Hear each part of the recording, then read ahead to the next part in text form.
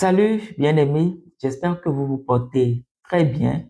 C'est avec un immense plaisir que je me retrouve devant vous aujourd'hui pour un autre numéro du cadre du disciple. Et aujourd'hui, nous parlerons du terme mourir pour vivre.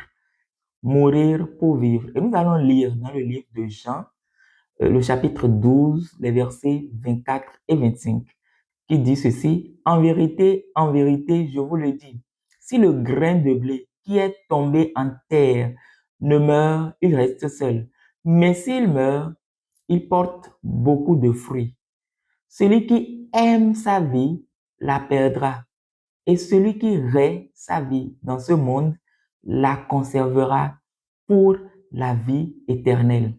Je répète encore une fois, en vérité, je vous le dis, si le grain de blé qui est tombé en terre ne meurt, il reste seul. Mais s'il meurt, il porte beaucoup de fruits. Celui qui aime sa vie la perdra, et celui qui hait sa vie dans ce monde la conservera pour la vie éternelle. Alors, dans ce passage, Jésus était en train de parler avant tout de lui-même. Jésus disait indirectement à ses disciples et à tous ceux qui étaient venus en ce moment pour pouvoir l'entendre qu'il allait mourir très bientôt et que c'est à travers cette mort que le Père allait le glorifier. Jésus savait que la gloire qui lui était réservée par le Père ne pourra jamais lui être donnée s'il ne passait pas par cette mort-là. Il savait que sa gloire passait nécessairement par cette mort physique. Alors, nous n'allons pas trop nous attarder sur ce sens premier, en fait, de ce passage, surtout le verset 24. Mais nous voyons clairement que Jésus n'avait pas en vue seulement lui-même lorsqu'il parlait ainsi.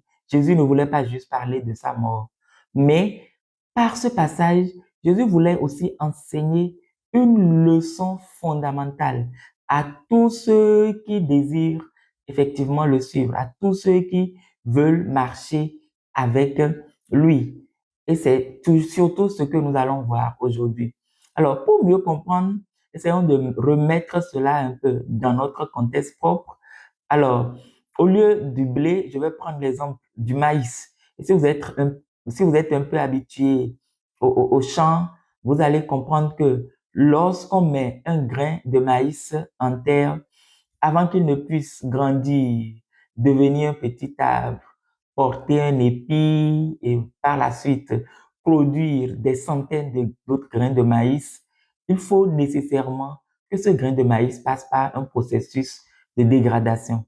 C'est un processus de mort.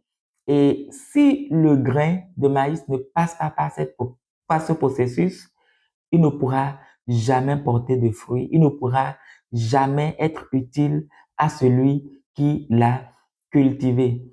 Et vous savez, si vous avez mis un grain en terre, vous revenez 3 jours après pour déterrer ce grain, vous n'allez certainement pas le reconnaître parce qu'il est déjà entré dans ce processus de dégradation. Et ce processus est vraiment important et indispensable au grain de maïs.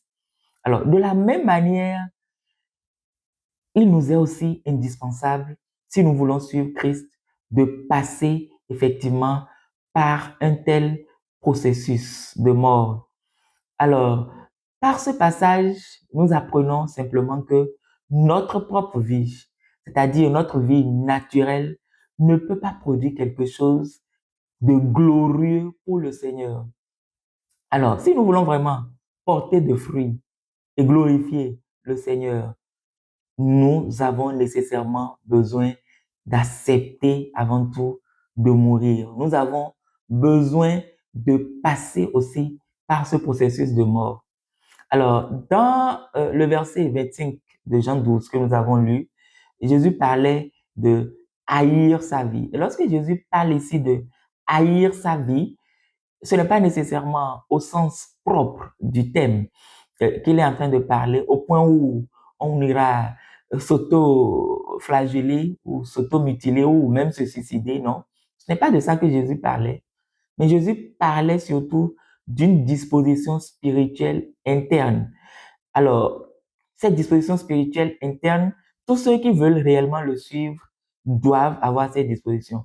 Et lorsque tu as une telle disposition, c'est clair que cela se manifestera également dans ta vie de tous les jours. Et lorsque Jésus parle de haïr sa vie, il parlait effectivement de mourir à soi, mourir à soi.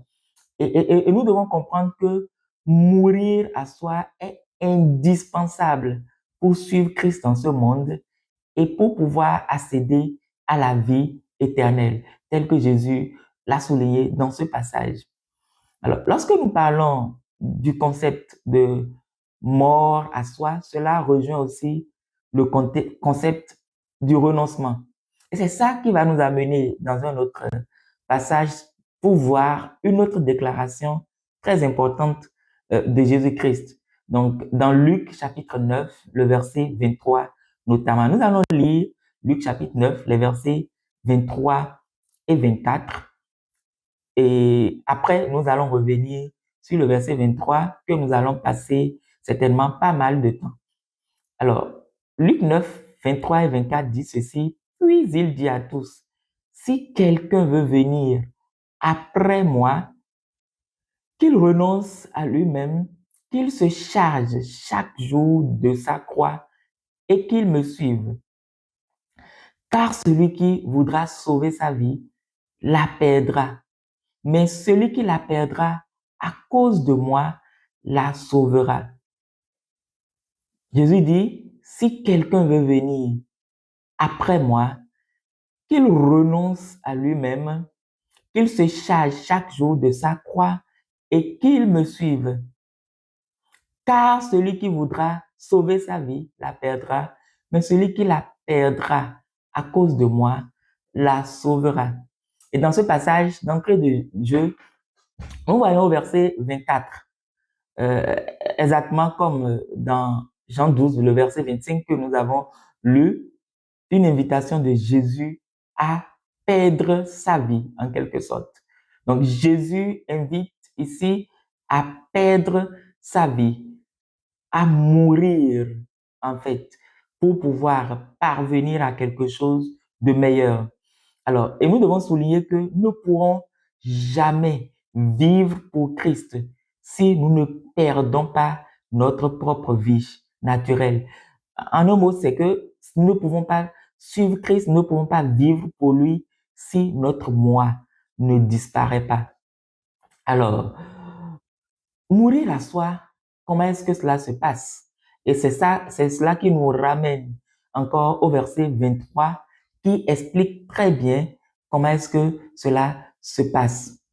Alors, dans le verset 23, Jésus commence en disant, si quelqu'un veut venir après moi, donc si quelqu'un veut venir après moi, et déjà, à partir de cette expression, nous voyons clairement ceux à qui il s'adresse. Nous voyons clairement que Jésus ne s'adressait pas à tout le monde. Ce qui va suivre, l'exhortation que Jésus, l'appel que Jésus va lancer par la suite, s'adresse à ceux qui aspirent être ses disciples et non à la foule. Ceci ne concerne pas ceux qui veulent seulement écouter Jésus de temps en temps et continuer leur chemin. Jésus ne s'adressait pas ici à des gens qui veulent toujours, du moins seulement, les miracles ou tout autre bien qu'il peut leur accorder, toute autre bénédiction qu'ils peuvent avoir de sa part sans nécessairement avoir un engagement durable envers lui. Non, Jésus ne parle pas de ces gens-là. Jésus ne parle pas des visiteurs. Jésus ne parle pas des explorateurs. Non, mais Jésus parlait plutôt des gens qui veulent venir à lui pour rester avec lui. Des gens qui décident réellement de faire chemin avec lui. Alors, euh, le fait est que aujourd'hui, nous voyons que malheureusement, plusieurs personnes, la plupart des personnes sont dans cette catégorie de foule, c'est-à-dire les gens qui viennent à Jésus, pas pour rester, mais pour quelque chose. Aujourd'hui, plusieurs sont motivés à suivre Christ juste par ce qu'ils peuvent gagner de lui. Alors, plusieurs suivent Christ peut-être pour des richesses, pour avoir de l'argent. Pour certains, c'est qu'ils sont peut-être chômeurs et ils veulent avoir d'emploi. Il y en a qui cherchent de mariage et qui viennent à lui. Il y en a qui cherchent d'enfants et c'est pour cela qu'ils suivent Jésus-Christ. Et ceux-là, pour la plupart du temps, ils ne veulent rien comprendre de ce que cela coûte réellement que d'être disciple. Ils ne veulent rien comprendre du prix à payer effectivement pour suivre Christ. Et selon eux, d'ailleurs, c'est qu'il n'y a pas de prix à payer. Alors, mais le fait est que Jésus ne cherche pas juste des suiveurs circonstanciels, mais Jésus cherche de vrais disciples. Jésus est à la recherche de vrais disciples. Et pour illustrer cela, nous pouvons lire dans Jean chapitre 2, les versets 23 à 25, où où on parlait d'une expérience de Jésus-Christ, qui disait, et le verset dit ici, pendant que Jésus était à Jérusalem, à la fête de Pâques, plusieurs crurent en son nom, voyant les miracles qu'il faisait. Mais Jésus ne se fiait point à eux, parce qu'il les connaissait tous et parce qu'il n'avait pas besoin qu'on lui rendît témoignage d'aucun homme, car il savait lui-même ce qui était dans l'homme. Alors, Jésus était là, il a prêché, plusieurs personnes ont cru en son nom parce que quoi? Ils ont vu des miracles. Alors, mais Jésus ne se réjouissait pas pour autant parce qu'il connaissait leur cœur. Il savait pourquoi ces gens le suivaient. Il savait que ces gens ne le cherchaient pas réellement euh, à cause de ce qu'il est. Ces gens ne voulaient pas réellement le suivre comme cela se doit, mais c'est à cause des miracles qu'ils ont cru en lui. Alors, et ailleurs aussi, dans Matthieu du moins chapitre 15, le verset 8, Jésus va rappeler aussi, à juste titre, des propos d'Ésaïe qui disait, ce peuple m'honore des lèvres, mais son cœur est éloigné de moi. Ce peuple m'honore des lèvres, mais son cœur est éloigné de moi. Alors, bien-aimé, est-ce que tu es du nombre de ces gens qui honorent Dieu juste de la bouche sans que leur cœur ne soit réellement avec lui? Alors, je suis rassuré que même si tu étais de leur nombre, tu vas prendre maintenant l'engagement de commencer la marche de disciples, la marche de ceux qui suivent réellement Jésus-Christ, ceux-là que Jésus cherche. Alors, parlons justement de disciples. Que signifie être disciple de Christ? Et c'est de ça qu'il s'agit, surtout dans le verset 23 que nous avons lu. L'expression, retournons encore à cette expression de début. Euh, alors, l'expression venir après moi porte en elle la signification de ce qu'est un disciple. Alors, un disciple, c'est quelqu'un qui suit son maître. Il suit le maître. Le disciple ne devance pas le maître, mais c'est le maître qui marche devant et qui lui dicte la voie qu'il a à suivre. Le disciple obéit. Le disciple n'argumente pas avec le maître, même lorsqu'il n'est pas d'accord, même lorsqu'il ne comprend pas ce que le maître lui dit, ou bien même lorsque ce que le maître lui demande est difficile. Le disciple se limite juste à suivre la voie que le maître lui impose. Alors, cela nous rappelle un peu l'histoire des enfants d'Israël dans le désert lorsqu'ils étaient sortis d'Égypte. Dieu avait placé devant eux une nuée qui devait les diriger durant la journée. Alors, et pendant la nuit, cette nuée se transformait en une colonne de feu pour pouvoir les éclairer. Et les enfants d'Israël devaient suivre cette nuée sans se détourner ni à gauche ni à droite. Les enfants d'Israël ne pouvaient pas dire, oh, cette direction que la nuée prend, ça va nous conduire à un chemin vraiment long. On va à Canaan, non? Oh, il y a un chemin facile par lequel on peut passer, non? Les enfants d'Israël se soumettaient à la direction de la nuée sans se détourner ni à droite ni à gauche. Et de plus, les enfants d'Israël suivaient la nuée ou bien sûr hein, la colonne de feu en suivant son rythme, suivait le rythme de la nuée ou de la colonne de feu. Si la nuée s'arrêtait, il s'arrêtait aussi. Si la nuée ralentissait, il devait ralentir. Et si la nuée partait, ils allaient aussi partir.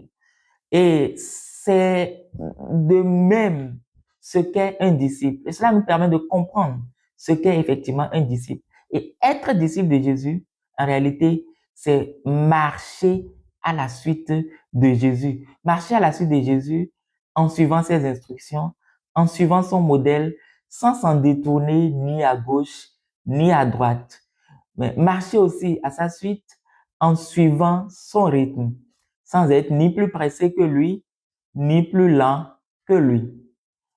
Alors, comment est-ce qu'on est effectivement disciple? Comment est-ce qu'on devient disciple? C'est ce qu'on voit dans la suite du verset 3.